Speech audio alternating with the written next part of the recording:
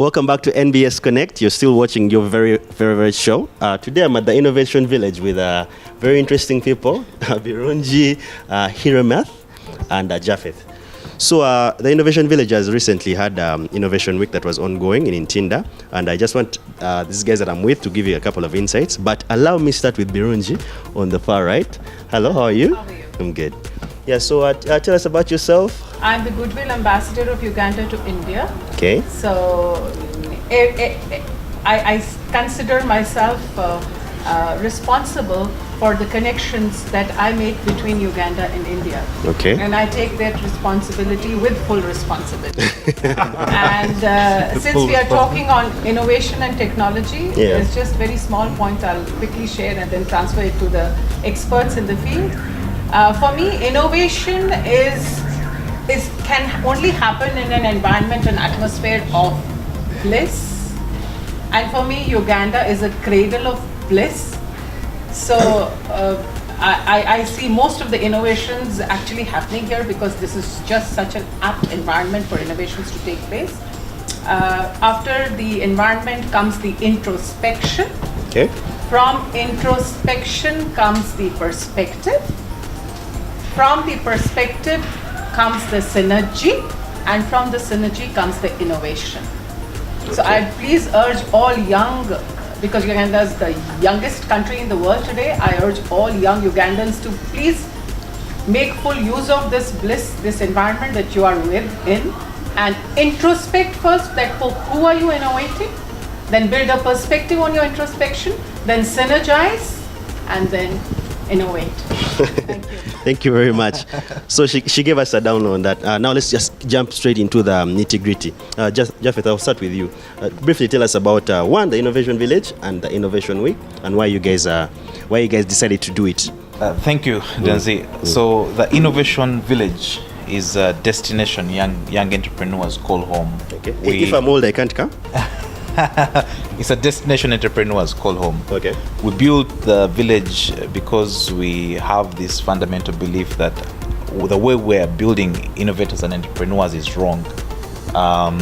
It's the innovation ecosystem is wrong, is broken, because 95% of our entrepreneurs die in their first year of operation. 72% of the money that has come into East Africa has only gone to 3 companies, and yet we have the most entrepreneurial country in the world. The bliss is and the youngest. Yes. So why then where are all of these entrepreneurs? So we built the Innovation Village to explore new alternatives, new pathways in how we can harness all of these possibilities for young innovators by creating a destination where they can come, and then that same destination becomes a home for partners, for government, for public, for investors, for experienced innovators to come and collaborate with them. So for me, it's such an honor. And if you look at the Innovation Week, for example, it is that 1 week a year where we say, after all of this creativity throughout the year, after all of this ingenuity throughout the year, after all of this entrepreneurial spirit throughout the year, this is where we're going to come once a week, 5 days, 50 speakers, multiple innovation hubs. We're working with Outbox and Design Hub on this, and other partners like Education Reach. This is where it's all going to come to make sense, to build new conversations for partners going into the next year, such that we can build on top of all the work we've done. And for me to sit next to Mr. Hiromath here, who has more than 600 innovations. I've heard the word serial innovator. I call him legendary. More than 600 innovations to his name.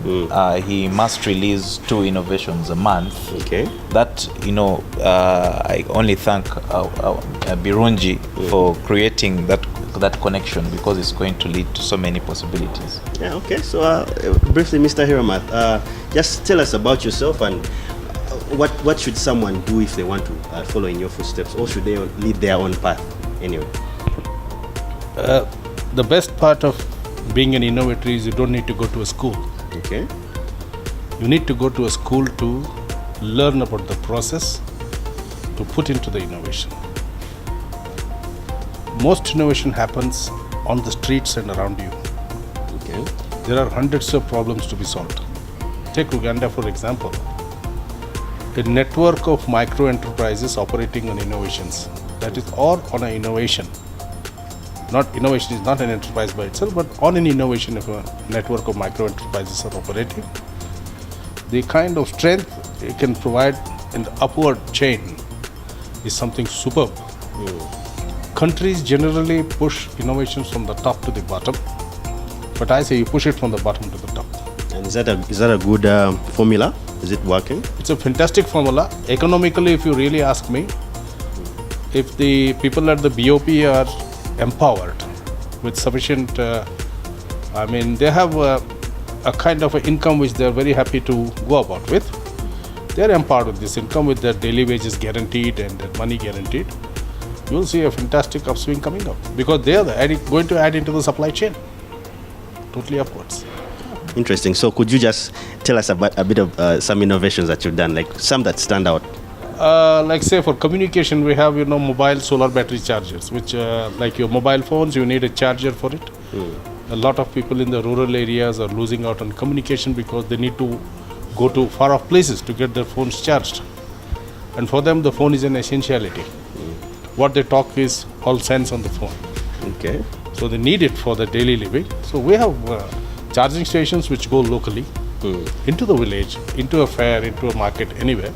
So they're able to use the chargers very freely. And do you think innovation strictly has to be technology or techie or apps and things like that, or it can be someone who's doing fashion, film and things like that? see again, if you talk of the BOP does not require apps. The BOP requires hard products. Okay.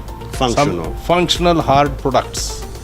You will say, yes, app is fantastic, but I don't know how to raise my hen. Okay. Where is the innovation to see that I have good feed for it? Interesting. So an app is not going to help. An app may say that you have this fellow who can supply this, he can supply this, he can supply this. It will cut short the sourcing time and procurement time. But the actual product is the hard product.